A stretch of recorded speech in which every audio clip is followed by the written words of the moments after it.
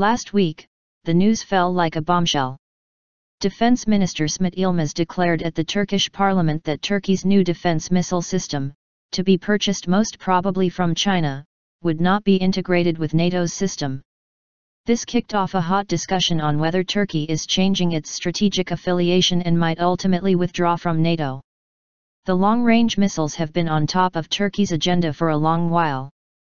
In September 2013, Ankara declared that it had awarded its missile defense system tender to a Chinese firm, after which NATO, and the US in particular, raised concerns and gave a sharp reaction. This was not only because this Chinese firm is included in the U.SS sanction list, but also because the Chinese missiles could not be integrated with NATO's defense system.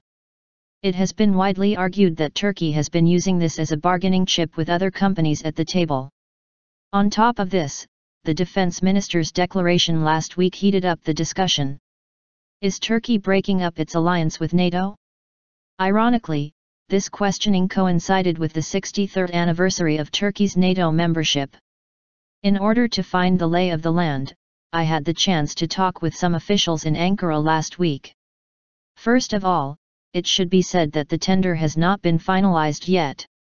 However, the most surprising part is there has been a shift away from China towards France-Italy.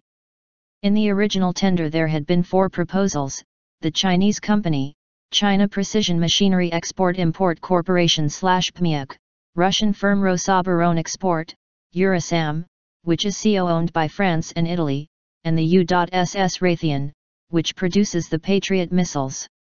Turkey had also outlined 3 main criteria: price, time of delivery, and joint production.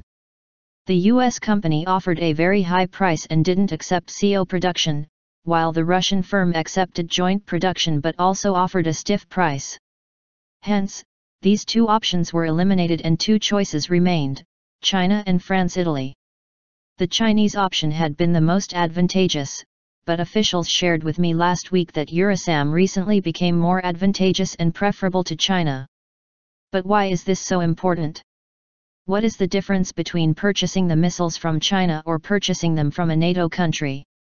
Sinan Ulgen, the chairman of the Center for Economics and Foreign Policy Studies, EDM, and a visiting scholar at Carnegie Europe, answered this question interestingly. Ulgen said the missiles will not be able to benefit from NATO's infrastructure at all if they are not integrated with NATO. By this he means specifically the real-time intelligence signaling provided by NATO. What does that mean? It means that missiles will be semi-blind, he said, since they will not sense NATO signals. In addition, the radar system based in Malatya, Turkey, which is a NATO missile shield, would also not be compatible with Chinese missiles.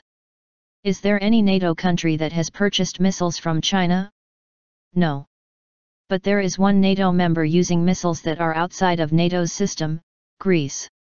Athens bought missiles from Russia in 1996 that were not integrated with NATO. So why is it a problem for Turkey if it buys missiles from China? First of all, Turkey's environment is much more problematic than the one that faces Greece. Therefore, its need for NATO's signals is much more significant. In addition, NATO did not yet have a defense system when Greece purchased the Russian missiles. The system came under NATO's shield only in 2010. Moreover, initially the US was aiming at building the system in Poland and the Czech Republic. However, it ultimately decided to launch the system under NATO's umbrella when Turkey's insistence played a significant role. For these reasons, Ulgen says it would be politically problematic if Turkey's system remained outside of NATO's system. Last but not least, China presents a problem in itself. First of all, the Turkish company that becomes the partner of this Chinese firm would be automatically included in the U.SS sanction list as well. Furthermore, NATO does not want to integrate the Chinese system into its own sensitive security infrastructure because it doesn't want its confidential information to fall into China's hands. The US is also anxious about a cyber attack via China's system. To cut a long story short, giving preference to Eurosam seems to be a healthy decision for Turkey.